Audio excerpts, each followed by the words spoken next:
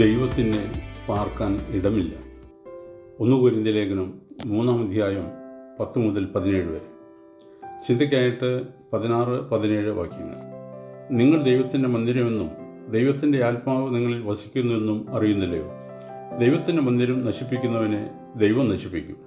ദൈവത്തിൻ്റെ മന്ദിരം വിശുദ്ധമല്ലോ, നിങ്ങളും അങ്ങനെ തന്നെ. ഒരിക്കൽ മുഹമ്മദ് നബിയുടെ പ്രമുഖ ശിഷ്യനായ അലിയെ ഒരാൾ നിശിതമായി വിമർശിക്കുകയുണ്ടായി. അയാളുടെ ആക്ഷേപം കേട്ട് അലി സഹികെട്ടു. അപമാനഭാരം താങ്ങുവാൻ തീരെ കഴിയാതെ വന്നപ്പോൾ അലി തിരിച്ചടിച്ചു. തൻ്റെ നേരെ തൊടുത്തുവിട്ട ആക്ഷേപങ്ങളെ ദുർബലമാക്കുന്ന അതിശക്തമായ ശരങ്ങൾ തന്നെ അലി പ്രയോഗിച്ചു. അലി പ്രത്യാരോപണ ശരങ്ങൾ തൊടുത്തുവിടാൻ ആരംഭിച്ചപ്പോൾ അടുത്തുണ്ടായിരുന്ന മുഹമ്മദ് നബി സ്ഥലം വിട്ടു. അന്ന് വൈകുന്നേരം നബിയെ കണ്ടപ്പോൾ അലി ചോദിച്ചു, എന്നെ അയാൾ കണ്ടമാനം അപമാനിച്ചത് കണ്ടിട്ടും അങ്ങ് ഒന്നും പറയാതെ എഴുന്നേറ്റ് പോയല്ലോ.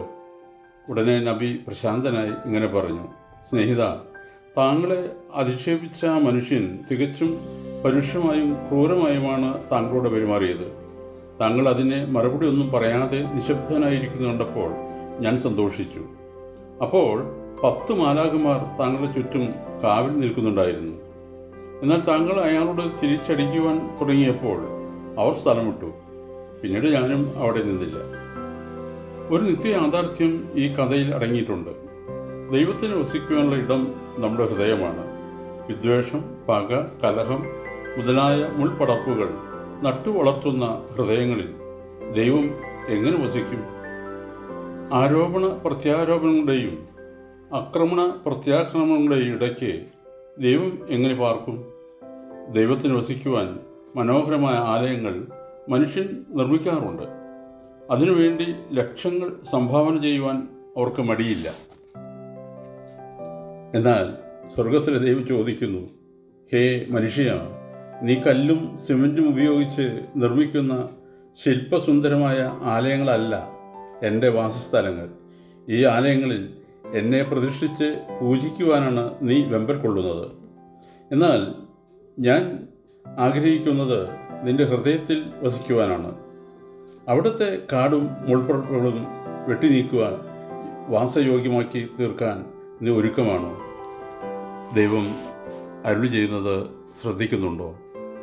കുറുനരികൾക്ക് മാളങ്ങളുണ്ട്, പക്ഷികൾക്ക് കൂടുകളുണ്ട്, മനുഷ്യപുത്രനാകട്ടെ തല ചായ്ക്കുവാൻ ഇടമില്ല എന്ന് യേശുക്രിസ്തു പറഞ്ഞത് ഇവിടെ സ്മരണീയമാണ്. മനുഷ്യൻ ദേവാലയങ്ങൾ സൃഷ്ടിക്കുന്നു, മതഘടനകൾ ഭദ്രമാക്കുന്നു.